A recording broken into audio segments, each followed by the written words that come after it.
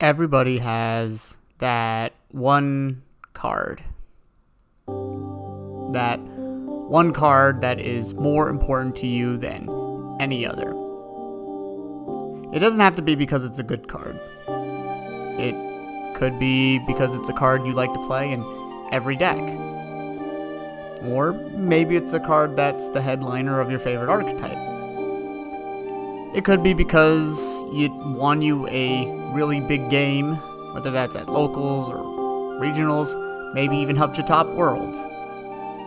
It could be because of the person you got it from, a close friend who gave it to you or someone who traded it for you. It could be because it was a rare card you opened up out of a booster pack, or maybe a really rare card you hunted down yourself. It could be because it's representative of something about yourself, or it could just be because it looks really cool. Whatever the reason, every player has that one card that they value more than any other in their collection. For me, that card is Brotherhood of the Fire Fist, Tiger King.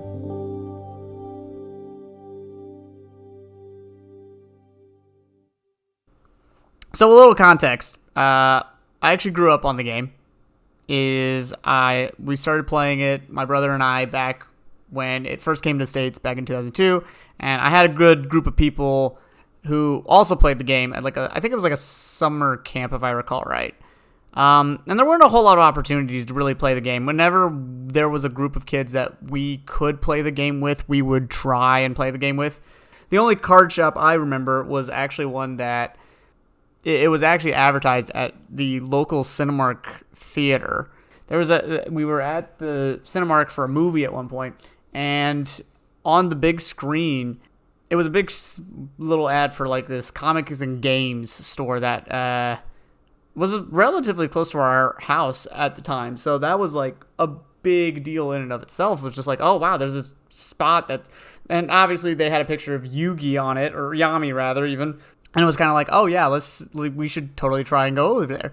And I remember the place being just kind of off to the side of this kind of open strip mall area, and it was just kind of hidden off in this little corner. It was unlike any other place I had ever been to at that point. I was probably if this was 2002, then 2003, I'd be about 10 or 11 or so. So it was definitely unlike any place I'd ever been to at that point. You walked in, and there was just these glass cases, which had cards in them, all kinds of cards. And it was a great place. I think I remember picking up a Black Skull Dragon from them at one point. But usually that was where we would go, kind of our de facto Yu-Gi-Oh stop for cards for a little while.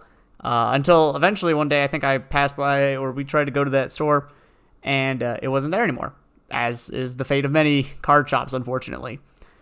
Cut to college, and I have another group of friends, and they want to play Pokemon together. And this is about the time when Black and White's come out in the video game realm, so Black and White is the main expansion stuff. And they tell me about a place that is 30 minutes north of the college I was going to out in California there, and called Frankensons. And I'm like, that sounds like a pretty cool place. We can hang out there, right? And just kind of go along for the ride. So I end up tagging along with them on a Saturday morning. And Frankensons is this big warehouse that has all kinds of merchants who just sell stuff there. And it's not just cards like Pokemon and Magic and Yu-Gi-Oh and stuff. It was there was these people who were selling video games there, vintage video games. There were people who sell baseball cards. There were people who were selling collectibles, toys. I think there was a dedicated stall specifically for Disney pins, the little pins you get at Disneyland and the Disney World and stuff. And from there, it was something that I actually was this place is the place to be. This is the cool place, right? So I think at that point they were okay, the Frankensons is really cool. Not a whole lot of space to actually play, but hey, there's this game shop another 30 minutes away from Frankensons, called the Monstore. So we end up going to the Monstore.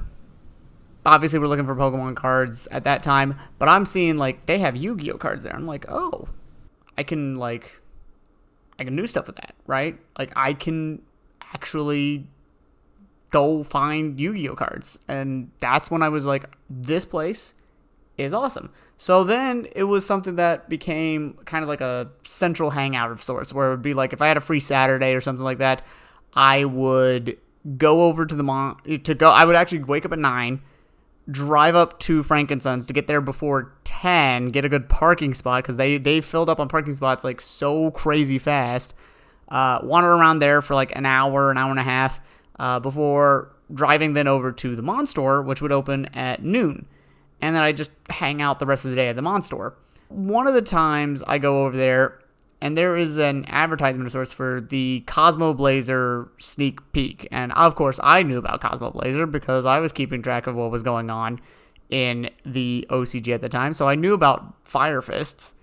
And I was like, this set is like right up my alley. Like, at this point in time, I'm like, fire is kind of like my big affinity. And honestly, I still have like a bit of an affinity towards fire-based attributes, which is interesting. We have the Cosmo Blazer sneak peek coming up, and I'm like, that sounds like the perfect time to go to the Mon Store. And I make the time on that Saturday of the sneak peek, make my way over to the Mon Store. I think it was the first one I'd ever attended. So, because again, didn't really have a game store near where I grew up, didn't really know about sneak peeks that much. So this was like a new experience. I got to like see a bunch of people just opening up packs of Cosmo Blazer. I actually did end up pulling the Ultimate Rare Brotherhood of the Fire Fist Tiger King. And I was like, I feel like the emotions at that time were like, my eyes lit up. I was like, oh man, this is it. This is the card that like defines this whole deck. It's like, this is the man, and I was really excited about it. And I think I even remember somebody trying to come up to me and be like, hey, what do you want to trade for that card? And I'm like, nah, I don't think I'm going to trade this one. And he's like, well, this card's valuable. And at that point in time, it was. Eventually, I got a friend of mine into playing Yu-Gi-Oh, and I actually did end up building Fire Fists, and it remains one of my favorite decks that I have ever built, because I got to duel my friend with it all the time. Like, I would switch things up every now and again to kind of like make things fresh, but Fire Fist was like my go-to deck usually. Like, it was the best deck that I had, and I loved playing it. Like, I still love like having it. Because I built it around like it's a 3.5 axis, so I had like the level 3s, the level 4s, mix it all in together. And Fire Fists, in my opinion, remains one of the most well-designed archetypes in the game, even if it's not as strong as it used to be. I think it's one of the best designed archetypes in the entire game. I still keep Fire Fists around. I actually want to build Fire Fists again to kind of like play with the new stuff. But I still have this first edition Ultimate Rare Brotherhood of the Fire Fist Tiger King from that sneak peek, from that store. If I hadn't been introduced to Frankenson's, I probably wouldn't have been able to build Fire Fists until these days, when again we have TCG Player now. Frankenson's was my way to build Fire Fists. Brotherhood of the Fire Fist Tiger King has been my ace in the hole in that regard, and I've loved this card to pieces. And for me, it represents a huge part of my life, because it was the thing that got me to go find those local card shops, go find those events, find something that you really tied yourself to. Ultimately, Tiger King represents, for me, the fun of going out, finding these little places, the social interactions. It's the perfect card that encapsulates a moment in my life where I really did learn the joys of playing Yu-Gi-Oh! With other people. Like, something I hadn't been able to do since I was a kid, and that was invaluable. And now it's just kind of like I still make an effort, try and find those little local game stores to just get something from, Find a nice scene to participate in. because that's where a lot of the heart and soul of the game comes in. And Tiger King for me is representative of that heart, of that soul of the game.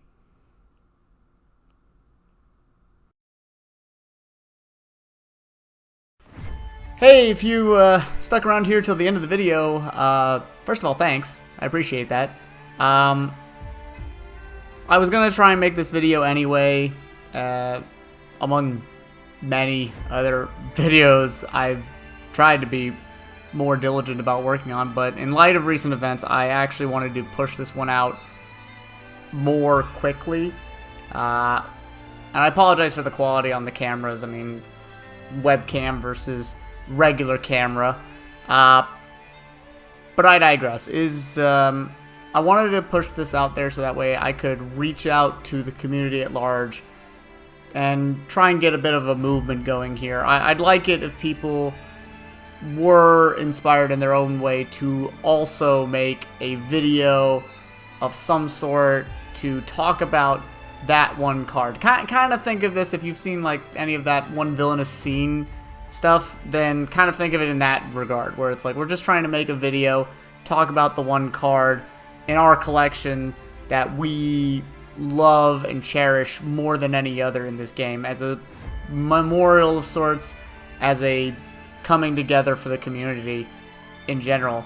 And you don't have to worry about what the card specifically is. It's not like you need to be thinking about this, like, stressing out over it all night. Like, if it's the Blue Eyes White Dragon or the Dark Magician, if it's also Brotherhood of the Fire Fist Tiger King, for your own reasons, right? If everybody's got their own reasons for the card that they like, and it doesn't really matter what specifically that is, per se. Like, if you like Frog the Jam, go for it. Frog the Jam is your jam, right?